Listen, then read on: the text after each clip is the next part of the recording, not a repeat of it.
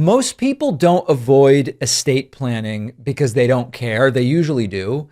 They avoid it because it feels confusing, expensive, or overwhelming. So if you've ever thought, I'll deal with that later, you're not alone, but our sponsor, Trust and Will, makes it easier to finally get it done. Their online platform guides you step by step, and you can create a plan in as little as 30 minutes with optional one-on-one support from attorneys in your state. Don't wait until it's too late. Protect your loved ones today, tomorrow, and beyond. Go to trustandwill.com/Pakman and get 20% off. The link is in the description. Federal immigration agents killed another 37-year-old, an American citizen in Minneapolis, Alex Pretti. And I am going to explain why the Trump administration is doing exactly what you would expect if you wanted to generate more authoritarian escalation. We're going to break down the insane contradiction where MAGA tells people, arm yourselves against tyranny, and then cheers when the government kills a legally armed citizen. Kash Patel goes viral, humiliating himself on gun laws, exposing how little these people understand or care about the Constitution they claim to worship. And then we will look at the latest Truth Social meltdowns. And the black rotting hand is raising real questions about transparency and presidential health. And the Minneapolis police chief has had enough of ICE and says it's time for them to go. Get them out. They're not doing law enforcement. Not at all. All of that today.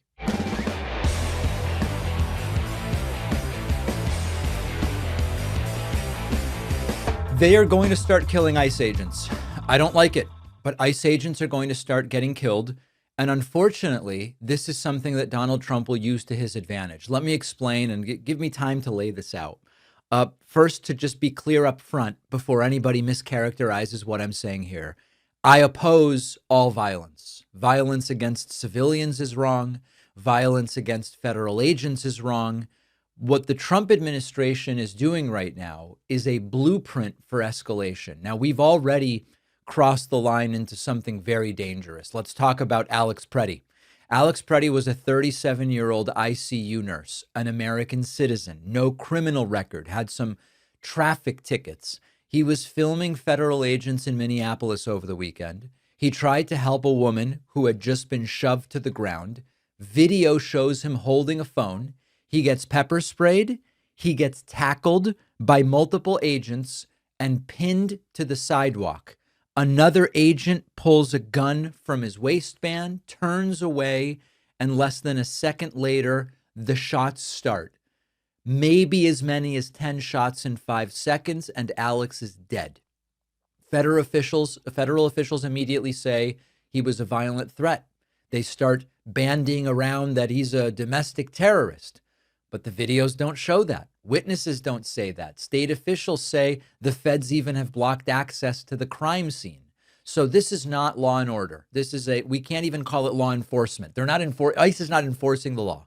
This is a federal paramilitary force operating with near total impunity. And the part that a lot of people don't want to say out loud, because if you say it the wrong way, it sounds like you're advocating violence, which of course I'm not, is that when the state starts killing people in the streets with no consequences, it's inevitable that there's going to be escalation. Not because violence is justified, it's not, but because human behavior is predictable.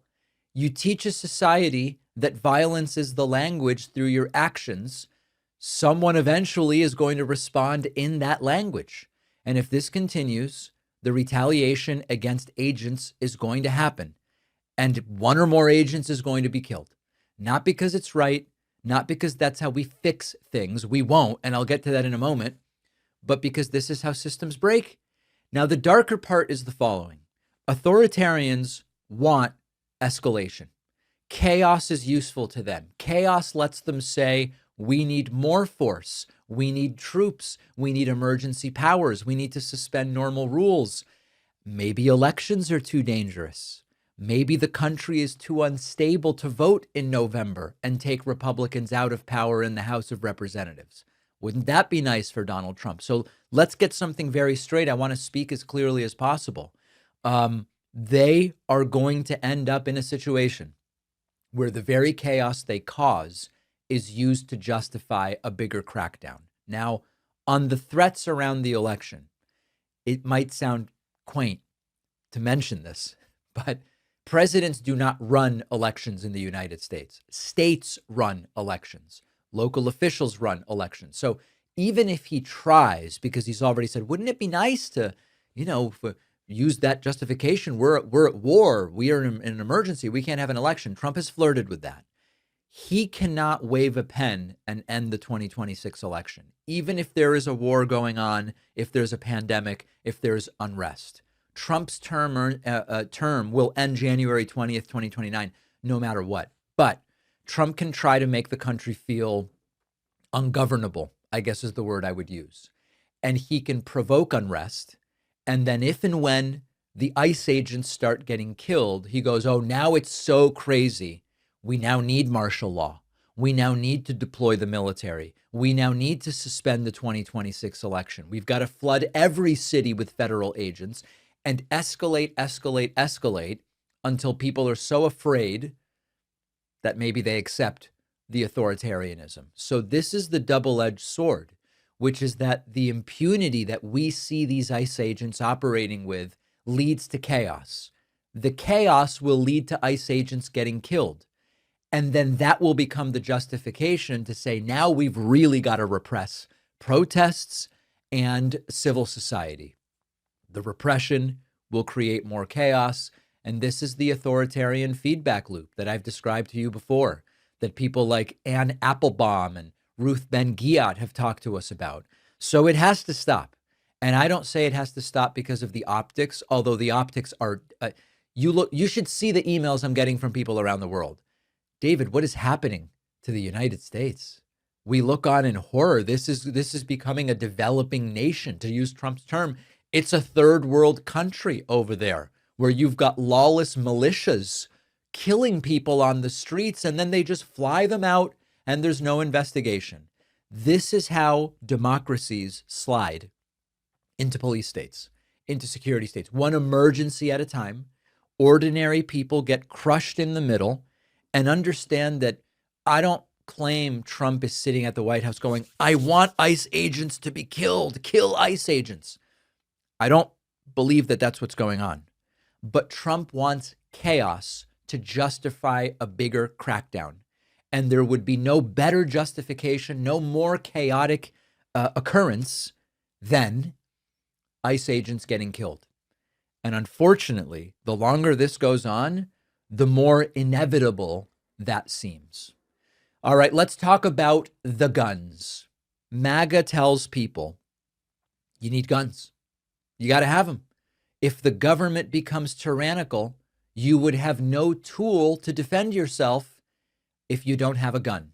More guns, the better, because of the tyrannical government. That's the pitch. That's the fantasy. That's the moral framework that they have been selling as MAGA for 11 years.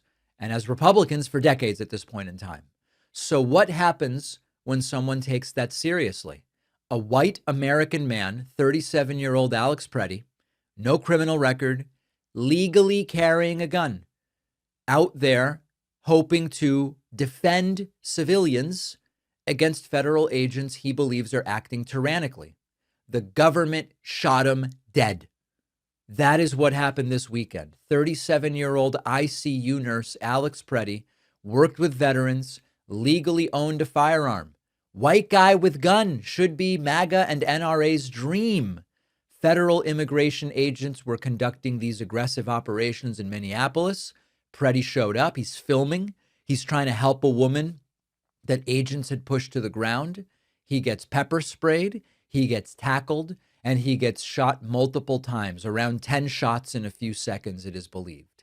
The official story is he approached with a gun. He was brandishing a loaded firearm.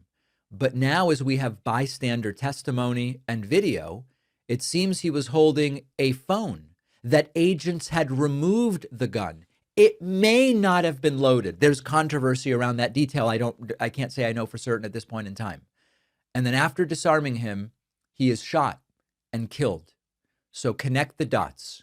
Gun activists say You need guns to resist tyranny. A citizen confronts what he believes is tyrannical state power, and the state goes, "You've got a gun, now you die." And that is the end of the story. This is the part where the fantasy collapses, because when it's their government, suddenly the guy with the gun is a domestic threat. When Obama's president, oh, everybody must be armed. When Biden's president, everybody must be armed. But suddenly this time, someone is legally carrying a gun and the agents are heroes. Suddenly the Second Amendment is conditional. And the people who talk about resisting tyranny are the first to cheer when the state kills somebody for exercising the right that they said you should really exercise this right. You might say, well, this is a bug in the system. Wrong.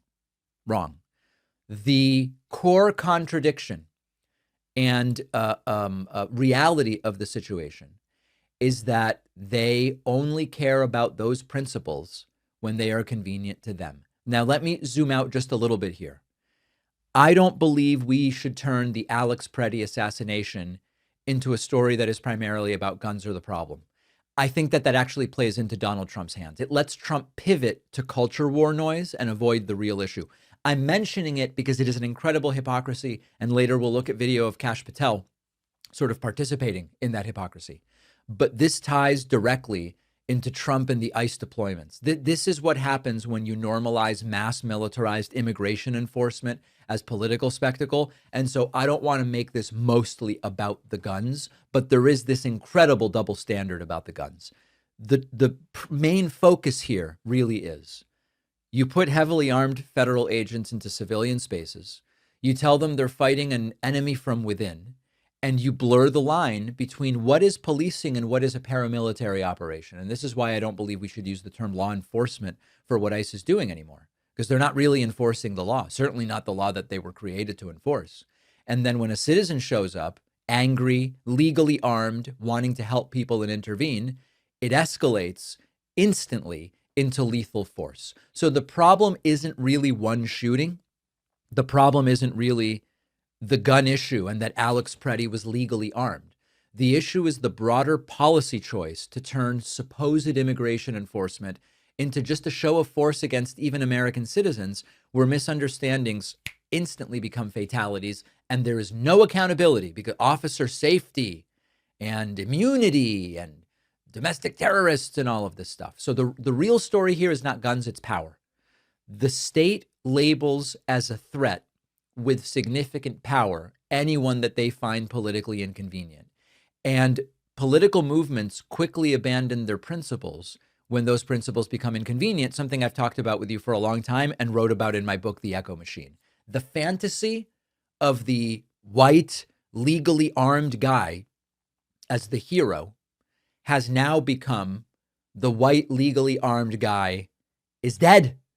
And we are going to delve into this significantly because it is hard to imagine a more tragic outcome than what we are seeing every single day. Send me your thoughts, leave a comment, email me, info@davidpakman.com. All right, I'll be honest. Estate planning is nothing that anybody wants to do, but most of us understand we really should do it, and a lot of people put it off. Many Americans say they have never gotten around to making a will, even if they are parents, homeowners, or caring for family members. If that sounds like you, check out our sponsor, Trust and Will. Trust and Will helps you create an estate plan online. It's a guided step-by-step process. It'll make sense even if you don't know where to start. You can build a will in as little as 30 minutes. It'll cover guardianship for kids and pets, asset distribution, healthcare directives. Their products are attorney designed, they are state specific, and they grow with you so you can update the plan as your life changes. They also use bank level encryption and secure sharing to keep your information protected. Estate planning does not have to be intimidating or outrageously expensive. Everyone has something to leave behind. Don't wait until it's too late. Protect your loved ones today, tomorrow, and beyond. Go to trustandwill.com/Pakman and get 20% off. The link is in the description. The David Pakman Show remains at this critical time primarily an audience-supported program. That is not theoretical and it is not imaginary. Our primary funding source is people from the audience who get a membership. on my website, joinpakman.com. I can't think of a more important time to be supporting independent media. If it's this show, great. If it's another show, fine. I'll say thank you to our newest members, Libby Petzold and Sabrina Reed. Libby and Sabrina, welcome. You can join them and sign up at joinpakman.com. All right, listen, I don't think the MAGAs are going to like this. I hope this doesn't get me canceled. I hope this isn't misinterpreted. It is extraordinarily useful right now to compare the killing of Charlie Kirk to the killing of Alex Pretti, the 37-year-old ICU nurse killed by ICE agents over the weekend. Every murder is tragic. Every murderer must be held accountable. Every person killed is a victim of senseless violence. But I am going to argue something that a lot of people are going to be uncomfortable with.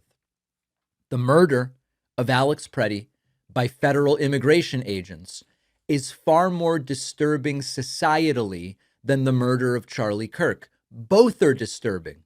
Both are disturbing. But let me explain why this is the conclusion I've come to. Charlie Kirk was a media figure, a political actor. He was killed by an individual. Everyone agrees the individual broke the law, and Tyler Robinson is going to trial. If he's convicted, he'll almost certainly spend the rest of his life in prison, possibly facing the death penalty. It is a tragedy about a radicalized person committing an act of violence and now will be held accountable by the justice system. Now look at what happened with Alex Pretti and arguably with Renee Good before him. This is not about a rogue individual. This is a system. And this is the third time that this has happened. It is, they had an opportunity to change the playbook. And instead they doubled down after the killing of Renee Good.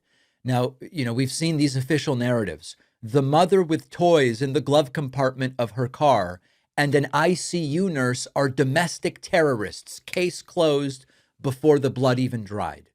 No real investigation into use of force by ICE agents, no accountability, just a story repeated loudly that it becomes the reality for a bunch of the country. You have federal agents killing peaceful protesters, and you have right-wing media immediately demonizing the victim, not the perpetrator. You have disputed claims contradicted by witnesses and video. You have people who pulled the trigger seemingly facing no consequences, reassignment to another state in the case of those who killed Alex Pretti, maybe an investigation that we've investigated ourselves and we've found that we didn't do anything wrong, that sort of thing. After Charlie Kirk's death, people like me who condemned the killing but disagreed with Charlie Kirk politically, we were asked over and over, but David, do you condemn the murder of Charlie Kirk? But do you really condemn it? And I did. Of course I did. But where are all of the MAGAs condemning this? Where are the endless demands that conservatives condemn federal agents killing civilians? They're not there. And the reason why is that it worked the first time. These are demonstrations of power.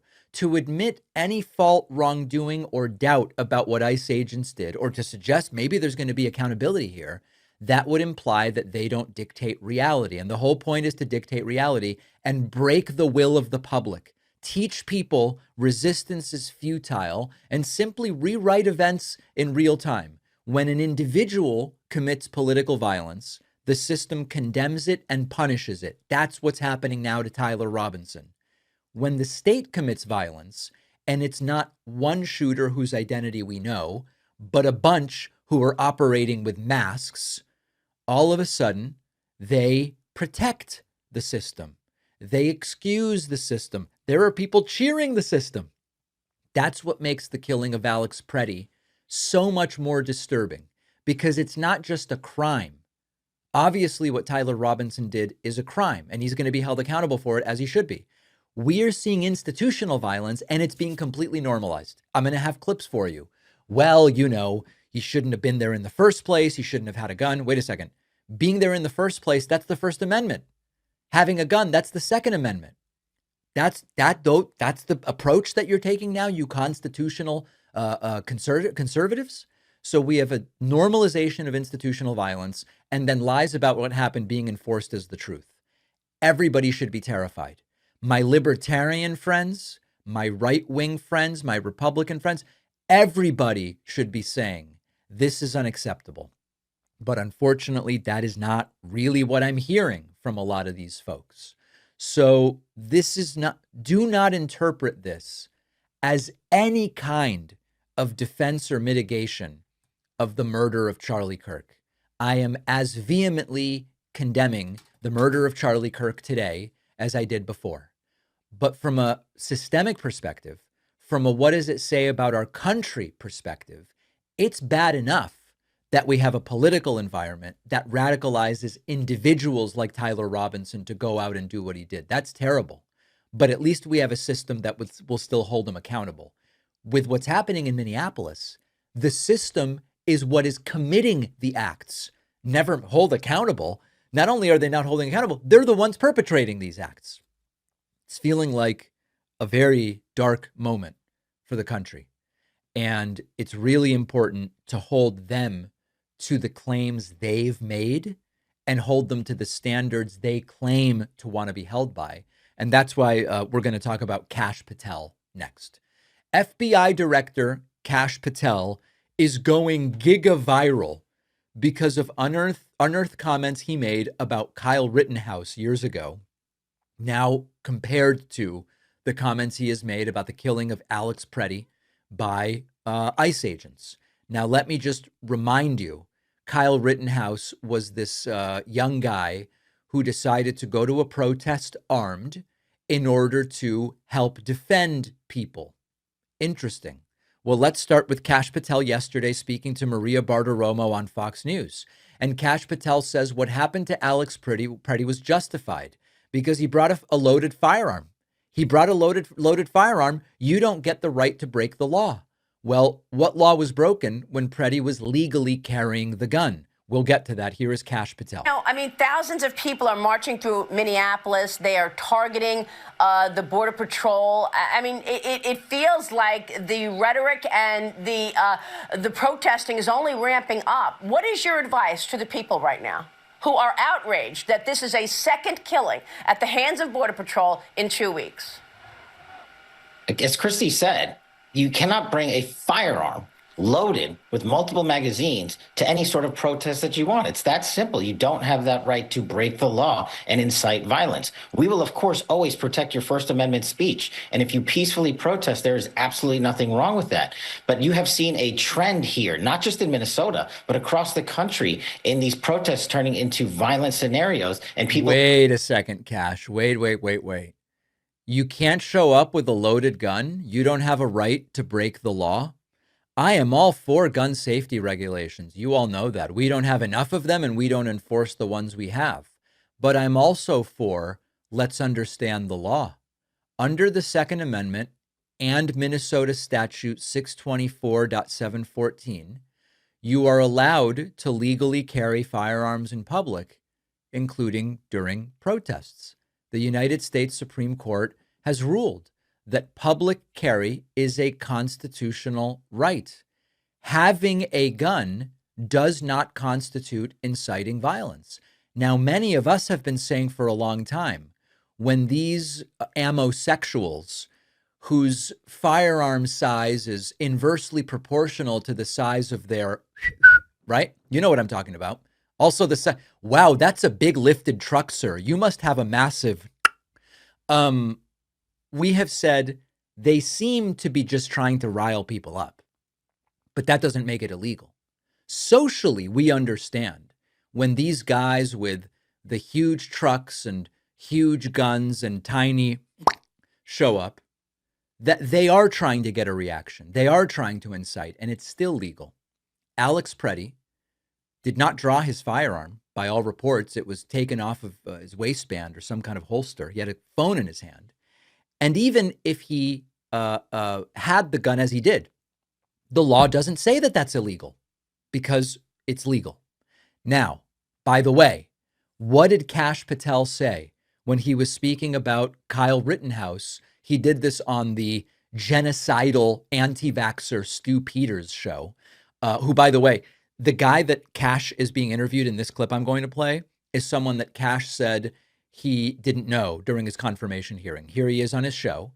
And here's Kash Patel saying that Kyle Rittenhouse deserves due process and all of this stuff. Take a listen. Where is that due process standing cause of the left now in the Rittenhouse cases you just outlined? The left wants to be hypocrites. They can be hypocrites because they write their own narratives, fictional, defame people along the way, and know they can get the media to print their garbage, their fake news garbage, and wreck people's lives. Kyle Rittenhouse's life was wrecked by some who jumped the gun and said, I think he's guilty, before there had been a verdict. And Kash was furious. He was there legally carrying a gun. But when it comes to Alex Pretti, it's he was there carrying a gun. You can't do that. Therefore, his killing is justified. Remember, their principles mean nothing. They mean nothing. They abandon them as soon as they become inconvenient. Couple bonus clips on this. Here is Scott Bessent also asked about this. And he also throws in inaccurate statements about the gun element and also statements not based in what the law is. Before you go, I know this is not your lane, but I got to ask you about what's happened in Minneapolis. As a member of the Trump cabinet, are you concerned to see another American citizen ends up dead, shot by federal law enforcement? Jonathan, it's a tragedy when anyone dies, but I can tell you the situation on the ground there is being stirred up by Governor Walz. I was out there 2 weeks ago. Governor Walz declined to provide a security detail for me to go into the Minnesota Capitol with the state police. That has nothing to do with whether that killing of Alex Pretti was justified. Like, why are you even talking about this dude? So he is fomenting chaos because there is substantial waste, fraud, and abuse. My job as Treasury Secretary. Waste, fraud, and abuse. What does that have to do with Alex Pretti being shot 10 times? Is to investigate that. And I think that this chaos that's going out there, and again, I am sorry that this gentleman is dead, but he did bring a 9mm semi-automatic weapon with 2 cartridges to what was supposed to be a peaceful protest. 2 notes there. Notice that Bessent doesn't say the gun was loaded. He says he had a gun and 2 cartridges. And what he's describing is legal under the law. He was legally carrying the gun. Do we not care about that anymore? I think that there are a lot of paid agitators who are ginning things up, and the governor has not done a good job at tamping this down. Yeah. I mean, as you know, he was an ICU nurse, worked for the Veterans Administration, and there's no evidence that he brandished the gun whatsoever. In fact, it appears that he was disarmed before he brought a gun. Have you ever gone to a protest, Jonathan? I mean, we do have a Second And of course, Amendment in this country that we do have a Second Amendment, says Jonathan Karl. It's not illegal to bring a gun to a protest. I don't like it. Personally, I wouldn't do it, and I would rather other people not have guns. But these are the people who insist it's completely legal. Kristi Noem said versions of the same thing, and she has a new wrinkle on this. You know, my message to individuals is don't go impede law enforcement operations. That's not legal. You're breaking the law when you do that. It's also breaking the law to concealed carry in Minnesota without an ID on you, and you shouldn't be laying... You know, in Minnesota, failing to carry your concealed carry permit with you is a $25 fine, guys. It's legally trivial. It's like a parking ticket. He goes, well, maybe he deserved all of it because he didn't have his ID. Did those officers ask for his concealed carry ID? Is that something that happened? Now, the reality is that right-wingers do this all the time. We have the pictures. They showed up with guns in Oregon in 2020, in Montana in 2020. In Virginia in 2017, all armed right-wing protesters. In Virginia in 2021, in Mississippi in 2020, in Michigan in 2021, in Maryland in 2023. I could go on and on and on. I wish that we didn't have, 400 million guns in this country. I wish people didn't believe they needed guns. I wish people didn't bring guns anywhere that they went. But when we have the laws that we have, it was legal what Alex Pretti was doing. Now, you might be saying to yourself, damn, this is a crazy 72 hours in America. What's going on with Trump this entire time? Is he silent? He is not silent, and we must talk about that next. Donald Trump suffered a complete and total meltdown, unable to stop posting to Truth Social, spiraling in yet another psychotic episode. as the country is turning against ICE operations, and as Trump himself is reportedly not happy with how this is being handled in Minnesota by his people. Not that he disagrees with it morally, but he's like, I'm getting bad press because of what's happening. So let's take a look. Donald Trump having another one of these apoplectic explosions on Truth Social, where he says, quote, among other things, this is a cover up for the billions of dollars that have been stolen from the once great state, but soon to be great again, of Minnesota. What does he mean? What on earth does he mean? What is the cover up? That ICE agents killed Alex Pretti? Or that people are now outraged that Alex Pretti was killed? What exactly is the cover up that he is talking about? Trump then puts up a wall of text, not all of which I will read to you, about the specifics of the killing of Alex Pretti, where he says, quote, this is the gunman's gun, loaded with 2 additional full magazines and ready to go. What is that all about? Legal, by the way. Trump is describing legal activity so far. Where are the local police? Why weren't they allowed to protect ICE officers? Local police are being stonewalled by ICE, and we'll get to that. The mayor and the governor, says Trump, called them off. It is stated that many of these police were not allowed to do their job, that ICE had to protect themselves. Not an easy thing to do. Why does Ilhan Omar have $34 million in her account? And where are the tens of billions of dollars that have been stolen from the once great state of Minnesota? We are there because of massive monetary fraud, with billions of dollars missing and illegal criminals that were allowed to infiltrate the state through the Democrats' open border policy. We want the money back, and we want it back now. Those fraudsters who stole the money are going to jail where they belong.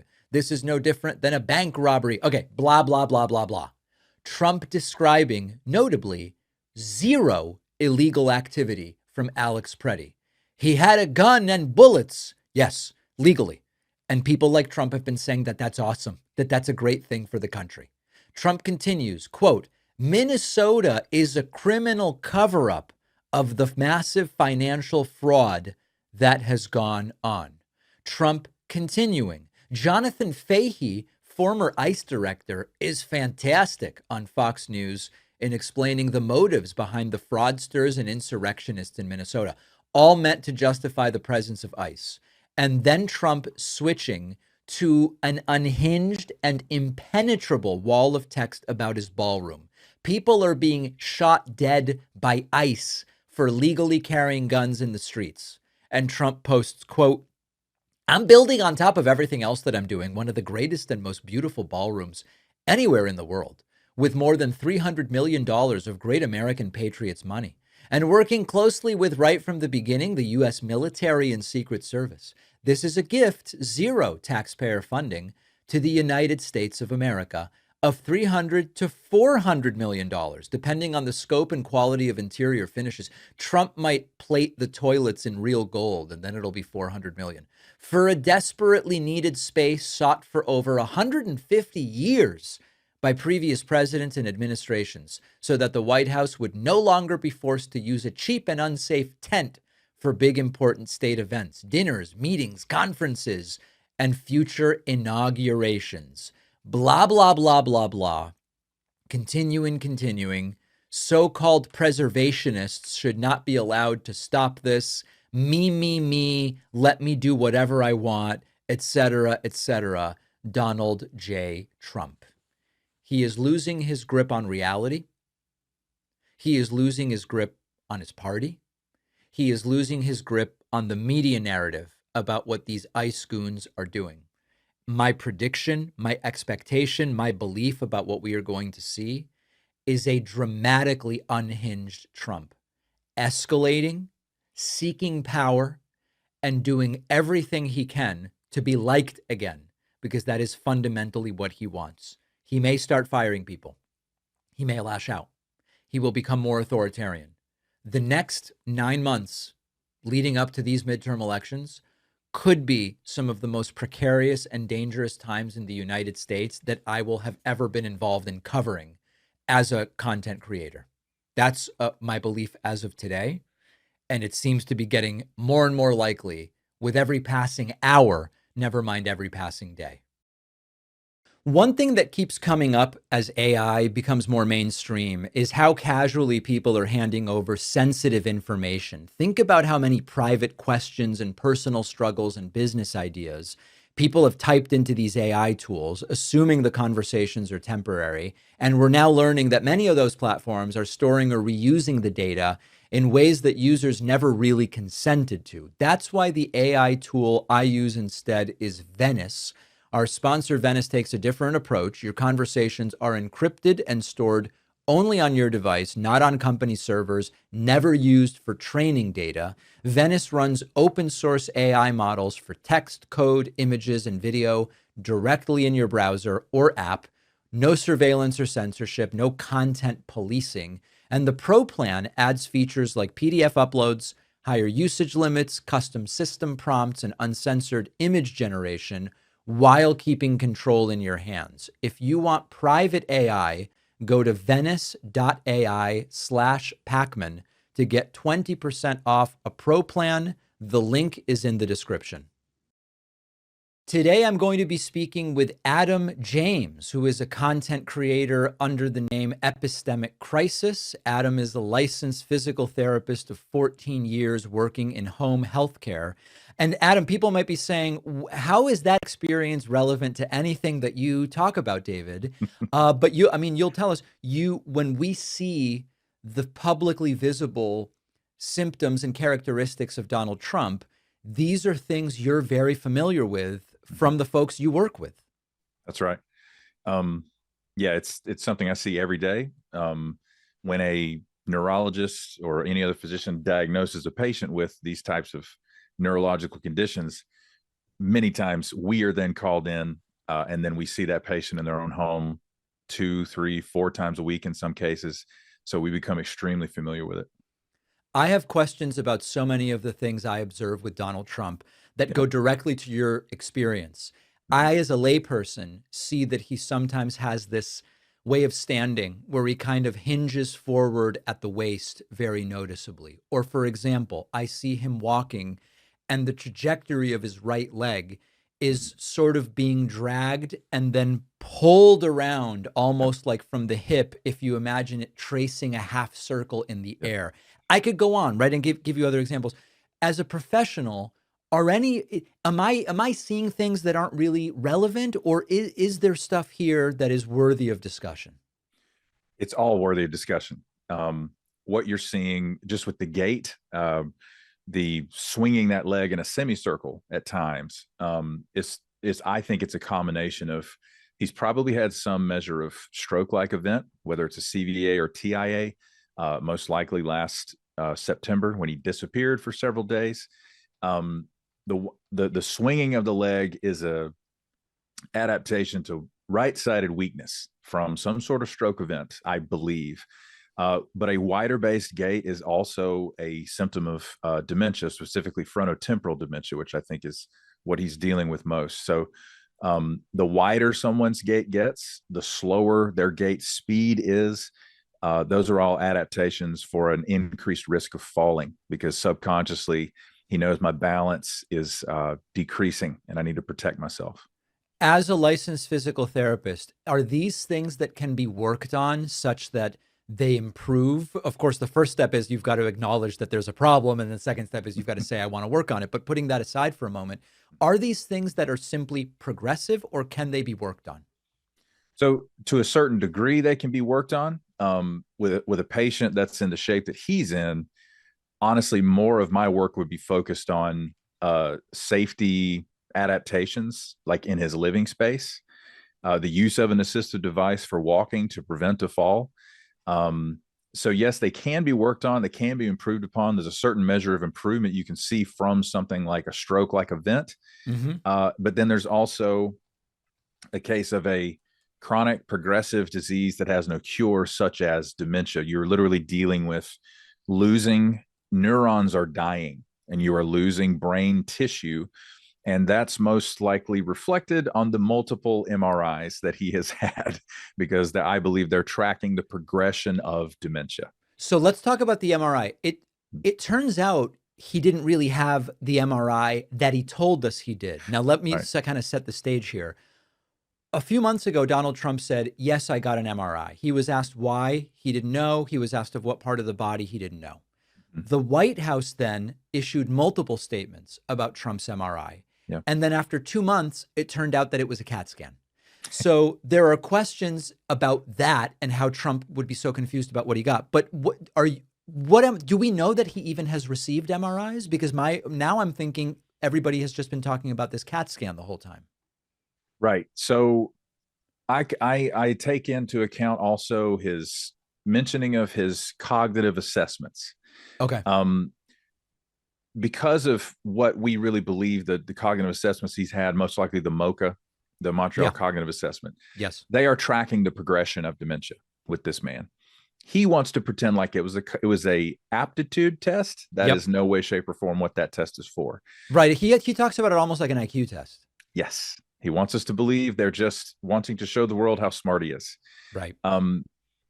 So that test is usually it's usually combined with neurological workup, which would include MRIs. I believe he's had everything. I think he's had everything. All of their messaging is always going to be a lie because they don't want anybody to publicly know how ill he really is. So I go with the clinical symptoms he actually displays, and also the things that they get the most upset about, such as him falling asleep in cabinet meetings.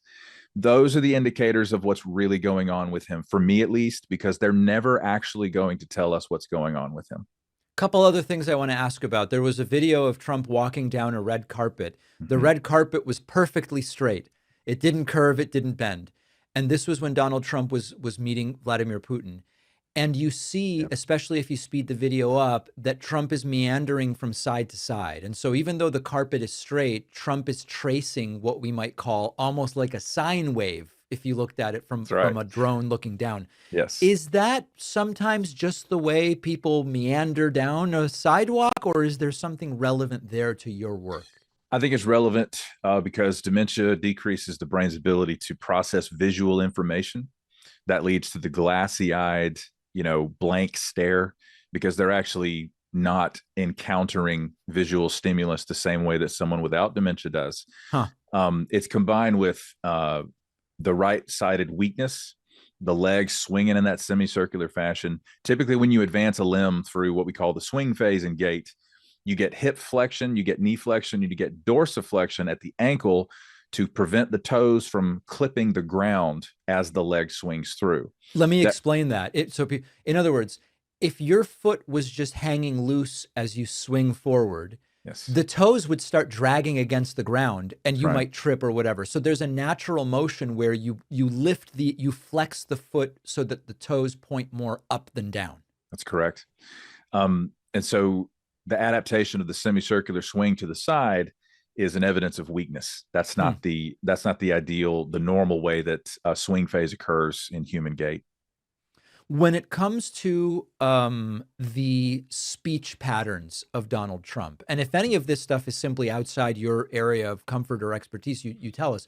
Sure. We observe everything from repetition of an increasingly narrow set of words. In other words, a diminished vocabulary. Yeah. We see confusion between, for example, Greenland and Iceland recently, and sometimes multiple times, or other confusions.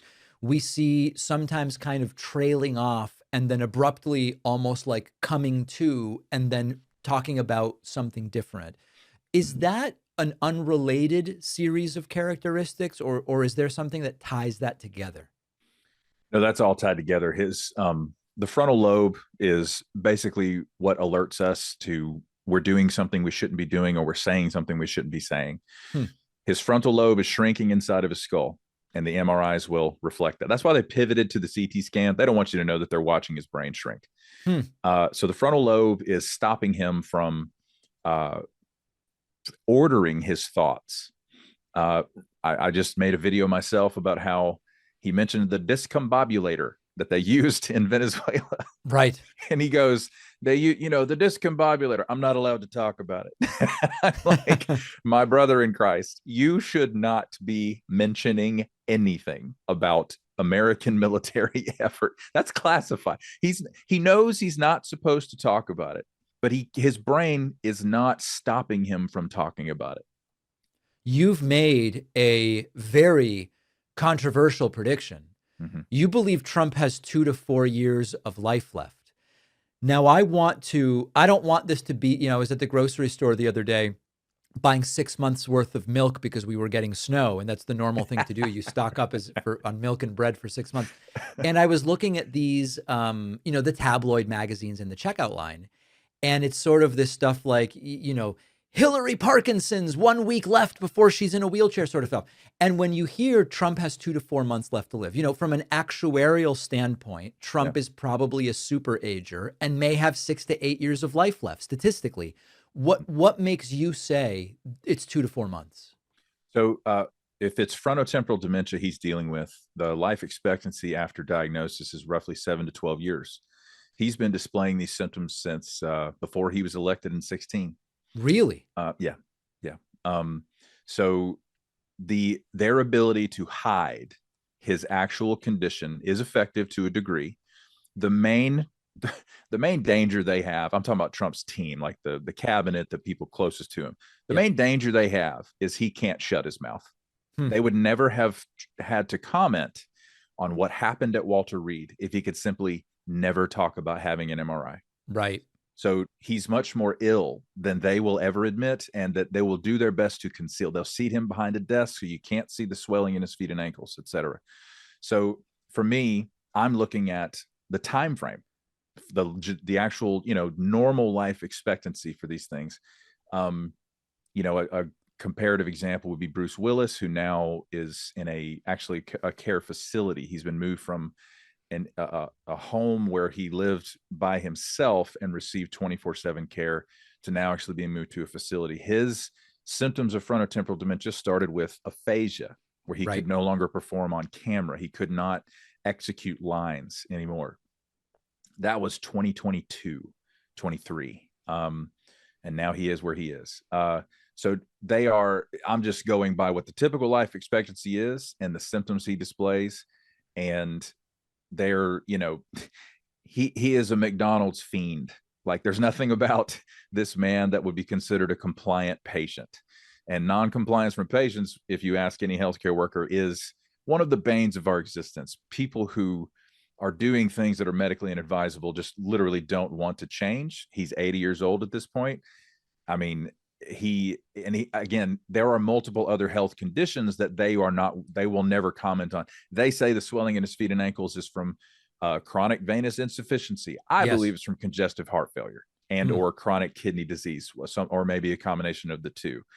So he's got multiple chronic conditions that you have to stay on top of if you don't want them to kill you, to put you in a cardiac event or a stroke-like event or that kind of thing. So I'm taking the whole picture into account, and that's where I'm landing. I guess the counterpoint is most people don't have access to the sort of healthcare that the president of the United States does. And there may be a lot that is done with someone in that position. Correct. So we see what appears to be a bruising from an IV injection site on his hands, which they also lie about that and say that it's from shaking hands or, oh, I clipped a table. No, I clipped a table. Yeah, that's an IV injection site. My guess is he's most likely getting IV diuretic medication to pull excess fluid off of his body so that he doesn't end up in a congestive heart failure exacerbation and require hospitalization. And there's a certain measure of stuff that they can do inside the White House or on Air Force One that the general population would never have access to, which makes the visits to Walter Reed that much more conspicuous. Like, why would you go to Walter Reed and do X, Y, and Z if you've got all this capability at the White House itself? Are you putting your money where your mouth is on this, in the sense that on Kalshi right now, you can bet on, listen, only it actually went up while we've been talking, incredibly.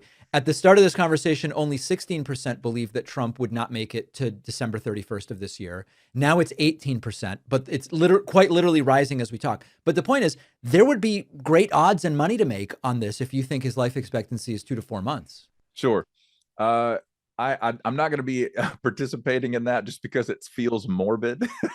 Okay. But I understand the principle. Like, I mean, again, people kind of question, like, do you really think that? I'm like, listen, I feel like I'm watching a TV show that stars one of my patients. That's what Wow. this feels like. We have been speaking with Adam James, who is a licensed physical therapist, creates content under the name Epistemic Crisis. Adam, appreciate your time and insights. Thank you. Thanks for having me. During these colder months, it's great to have something warm right out of the oven to have at home. Our sponsor, Wild Grain, is the Bake from Frozen subscription box for artisanal breads, pastries, and fresh pastas, all ready in about 25 minutes. Everything's made with simple ingredients, a slow fermentation process, no shortcuts. The boxes are fully customizable, including gluten-free, vegan, and the new protein box. I've been loving the Wild Grain sourdough bread and the pretzel buns. Both are excellent. The sourdough is made with Wild Grain's own starter, takes days to develop with a light open crumb and crisp golden crust and a subtle tang that you want. The pretzel buns have a soft, airy interior, and that traditional Bavarian-style crust makes them great for sandwiches or burgers. I love having fresh bread on the table. It changes the feel of the whole meal, and Wild Grain makes it super easy. You just put it in the oven.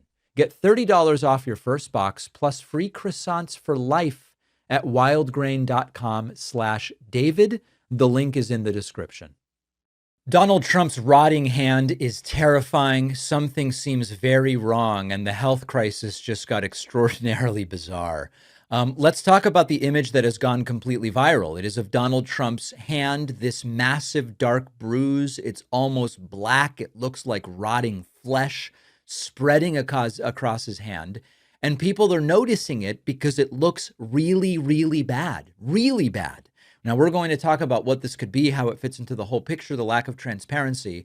But interestingly, Donald Trump was asked about it, and his reaction seemed almost surprised. And he very quickly realized the need to come up with something to say about it. And Trump says it happened because I bumped it on a table. I clipped a table, as he says. Now, the question I have for you as we watch this, is it logical that the most alpha, healthy president in the world gets what appears to be a borderline rotting flesh wound from bumping his hand on a table? Does that make any sense? Would aspirin do that? Let's listen. So farmers happy, and that makes me happy. Thank you very much, everybody. Thank you. We saw the bruising on your hand. Are you okay? Very good. You good? I clipped it on the table. So I put a little, what do they call it, cream on it. What do they call it? A little cream. Clipped it. I would say take aspirin if you like your heart, but don't take aspirin if you don't want to have a little bruising. You know, if you take I take the big aspirin. And when you take the big aspirin, they tell you you're bruised. The doctor said, you don't have to take that, sir. You're very healthy. Sure. I said, I'm not taking any chances. So anyway, but that's one of the side effects of taking aspirin. Thank My doctor, who's big and strong and muscles and just a mouth like a machine gun and sweat pouring, he said, sir, you don't have to take the big aspirin if you don't want. Listen, people bruise. Older people bruise more easily. People on blood thinners like aspirin bruise more easily. But what's raising eyebrows here is the size and the color of the bruise, the location on the hand, the frequency with which Donald Trump has bruising on his hands. A small bump on a table doesn't produce something that looks like deep tissue bleeding. It just doesn't make any sense. And when you start to see this, you have to be wondering about vascular or hematological issues. Is Trump getting regular IV treatment through that? There's no proof of that. They've not disclosed that, but that's what keeps coming up. And the bigger issue is that presidents are supposed to be transparent about their health. Trump has never been transparent about his health. It started with these bizarre North Korea-style letters before Trump even became president, healthiest person ever, and all of that from his Dr. Bornstein. They hid the severity of Trump's COVID when he was in office. They lie about his basic medical facts, his height and weight. He's older now. He's under extreme stress. He is obviously not in peak physical condition. And all of a sudden, it's, I clipped a table. I mean, just think about that for you. You clipped. Look, I'm self-clipping. The idea that that's going to cause a massive black wound on your hand, it doesn't make any sense whatsoever.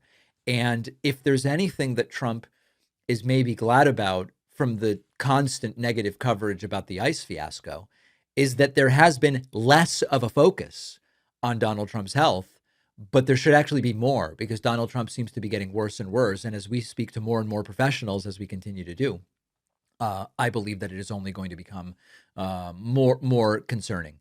The State of the Union is coming up in about a month. I am not going to do what they did about Joe Biden. I am not going to say they're going to hop Trump up on drugs to make him more coherent, because I don't really think that that would work. I think Trump is so incoherent at this point that that is not really going to work.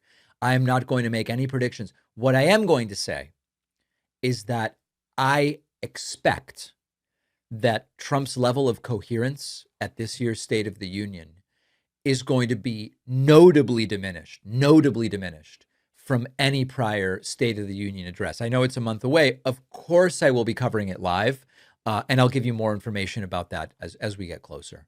Minneapolis Police Chief Brian O'Hara went on national TV, and he said what basically every city official is thinking, and very few are willing to say out loud. People have had enough. ICE is bringing the chaos. They're not solving the chaos. They are the generators of the chaos.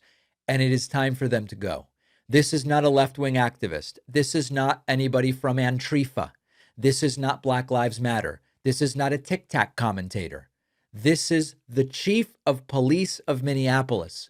And he says Trump's ICE goons are reckless and they are dangerous and they've got to get out of here. Even if there is an investigation that ultimately proves that at the time of the shooting it was legally justified, I don't think that even matters at this point, because there is so much outrage and concern around what is happening in the city. What do you mean it doesn't matter at this point? You mean the situation on the ground is already, the impression is left? People have had enough. This is the third shooting now in less than 3 weeks. The Minneapolis Police Department went the entire year last year recovering about 900 guns from the street, arresting hundreds and hundreds of violent offenders, and we didn't shoot anyone. Right. And now this is the second American citizen that's been killed. It's the third shooting within 3 weeks. Mm-hmm. People have been speaking out, saying that this was going to happen again. And I think everyone is kind of waiting for folks on both sides to come together and just figure this thing out. This is not sustainable. This police department has only 600 police officers. We are stretched incredibly thin. This is taking an enormous toll trying to manage all of this chaos on top of having to be the police department for a major city. It's too much. The statistics he mentions, we recovered 900 guns in a year. We arrested hundreds of violent offenders, and we didn't shoot a single person, is a reminder. It's a reminder that the performance review of ICE gets an F. Federal immigration agents have been flooding Minneapolis as part of Trump's aggressive immigration crackdown. And in just a few weeks, we've got multiple people shot by federal agents. We've got Alex Pretti killed. We've got Renee Good killed. We've got others injured and one other individual killed. Local officials are saying this is out of control. This is causing, we were policing Minneapolis before. Now we're unable to do it because of the presence of ICE all of a sudden. Federal agents arrive, and within weeks, people end up shot and killed. So this is not about crime rates. This is tactics, training, incentives, and political messaging. And local police departments, which we are critical of when appropriate, for all of their flaws, local police departments are actually accountable to city governments, local voters, and internal oversight. The people who shot Alex Pretti have been flown out of Minneapolis and reassigned. As of this moment, we don't even know their identity. At some point, I'm guessing that we will. And they are acting like a political, what would we call it? A political force, not subject to accountability and not subject to investigation. So the deeper dynamic here, the rinse repeat trend is Trump floods a city with heavily armed federal agents. The agents escalate confrontations. People protest, which causes more chaos. And then people start getting killed, which causes Trump and people around him to go, look at how chaotic it is in Minneapolis. We got to send more troops there. This is, as I mentioned earlier in the show, this is the authoritarian feedback loop. And I don't know whether anybody gives a damn what the local police department says. We know Trump and the administration don't care what the governor says. We know Trump and the administration don't care what mayors say, or mares, that for some reason they call them mares, like a female horse. It's a very unusual thing, but they don't care what mayors say. And I don't know that they're going to care what police chiefs say. They are determined to be there to cause chaos. And the tragic thing that we have to sort of think about and consider is that the constitutionally protected and richly important activity of peaceful protest exposes protesters to significant risk, as Alex Pretti tragically encountered over the weekend. Now, on the bonus show, we are going to talk about the continued devolution of what is happening on the streets. I will tell you, and we will discuss the after effects of this massive winter snow and ice storm. We'll talk about JP Morgan closing Trump's accounts. We'll talk about the political controversy over the forthcoming Super Bowl. All of it and more on today's bonus show. Get yourself signed up at joinpakman.com.